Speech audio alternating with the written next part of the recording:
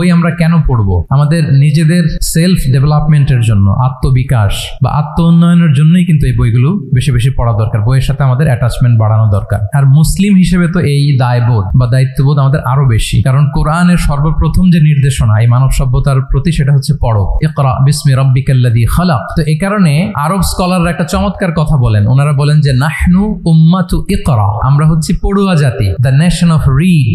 কারণ আমাদের প্রতি আল্লাহ তাআলার প্রথম নির্দেশনা ছিল read in the name of your Lord, পড়ো তোমার প্রভুর নামে। আমরা এমন উম্মাত, আমাদের সাথে পড়াশোনা গবেষণা এটা ওতপ্রোতভাবে জড়িত। এবং আপনারা জেনে থাকবেন যে সর্বপ্রথম আল্লাহ তাআলা যেটা সৃষ্টি করেছেন সেটা হচ্ছে আল কালাম। তিনি কলম সৃষ্টি করেছেন, আল্লামা বিল কালাম, তিনি কলম দিয়েই আমাদেরকে শিখিয়েছেন। তো এই যে লেখা তারপর পড়া, এটা মুসলমানদের সাথে আদিকাল থেকে জড়িত। এবং পৃথিবীর অন্যান্য প্রাণীগুলোর দিকে যদি আমরা তাকাই তাহলে দেখব যে সমস্ত প্রাণীকুলের কেবলমাত্র জৈবিক সঞ্চারণ আছে, কিন্তু একমাত্র আমরা মানুষ যাদের এই জৈবিক সঞ্চারণের পাশাপাশি সাংস্কৃতিক সঞ্চারণ আছে। ফলে আমরা সভ্যতা বিনির্মাণ করি এবং এক সভ্যতার সাথে আরেক সভ্যতার সংযোগায়ন ঘটাই। আপনারা জেনে থাকবেন যে পৃথিবীর সবচাইতে প্রাচীনতম বর্ণমালার শিলালিপির নাম হচ্ছে হায়ারোগ্লিফিক্স।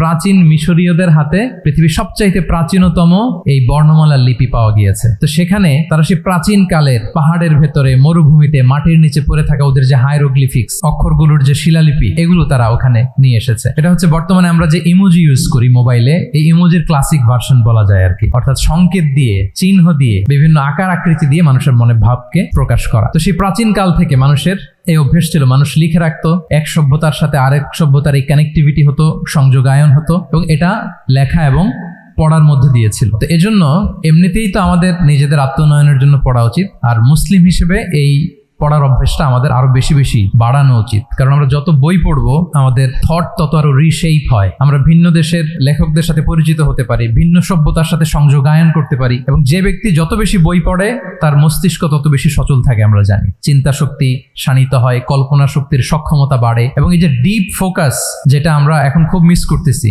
সোশ্যাল মিডিয়ার কারণে, এই ডিপ ফোকাসের জন্য রিডিং হ্যাবিটকে বাড়ানোর কোনো বিকল্প নেই। এখন আমরা সময় কাটাই খুব বেশি কোথায়? সোশ্যাল মিডিয়াতে, ফেসবুকে। এই সময়টাকে তো বলা হয় দ্য এজ অফ ডিস্ট্রাকশন, মানে অস্থির করে তোলে আমাদেরকে। 30 সেকেন্ডের একটা রিল, 25 সেকেন্ডের একটা রিল, 45 সেকেন্ডের একটা রিল, একটার পর একটা স্ক্রল করছি।